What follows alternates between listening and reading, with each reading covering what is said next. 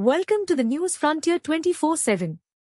Here is your comprehensive daily update on global events, politics, and markets.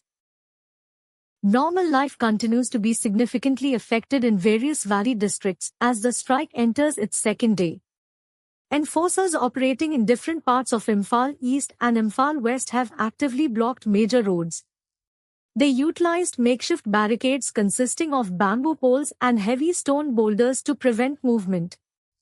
This disruption impacts daily commutes and local commerce across the region. Shares of HG Infra Engineering jumped over 8% following a significant development in its corporate dealings. The company received a formal letter of intent from REC Power Development and Consultancy regarding a major infrastructure project. This agreement covers the construction of 220, 132, and 33 kV AIS substations along with associated transmission lines in Uttar Pradesh. Market observers viewed this as a positive indicator for the firm's future growth trajectory. Kerala is facing a demographic shift with fewer children being born across the state.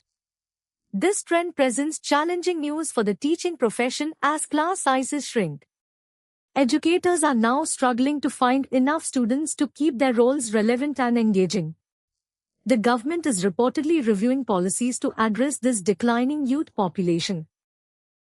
The National Human Rights Commission has officially sought a detailed report regarding alleged irregularities in Independence Day celebrations.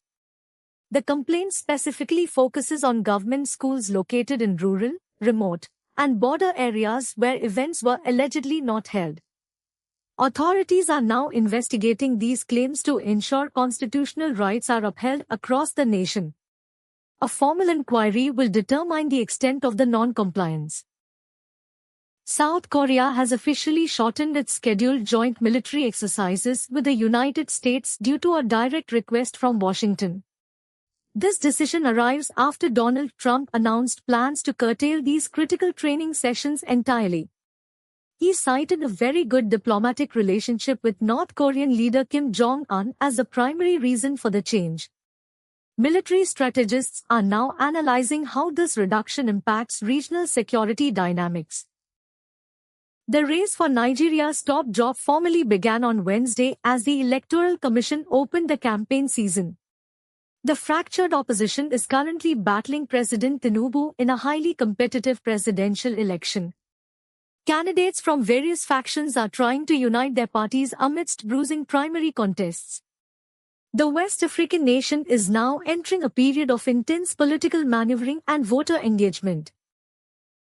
Congress leader Swati Maliwal has directly targeted Arvind Kejriwal following the arrest of Satyendra Jain. She stated that her party would get corruption done if they were in power.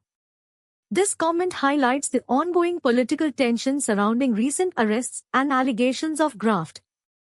The opposition is using this moment to rally support against the current administration. The coalition has accused the Labour Party of treating veterans with contempt in recent political exchanges. Meanwhile, Australia's national debt has doubled to $30,000 per person according to new data. Political analysts suggest this economic reality is influencing voter sentiment across key states. The government faces pressure to address both veteran issues and fiscal responsibility. Cerebras has officially launched a new server chip and system designed specifically to speed up AI chatbots. This hardware targets the inference process of generating answers for models like Anthropic's Claude. The company aims to compete directly with industry giants like NVIDIA in the high-performance computing sector. Their technology focuses on optimizing the computational load required for modern language generation tasks. Corporate investment as a share of GDP in India has declined sharply since the demonetization era. This fall has persisted despite recent tax cuts and a low-interest rate regime implemented by banks. Smaller firms continue to face higher interest costs while larger firms are more constrained by demand issues. Experts argue that reviving investment requires increased government expenditure to push economic activity forward. Follow us on social media and subscribe for more updates in the next bulletin.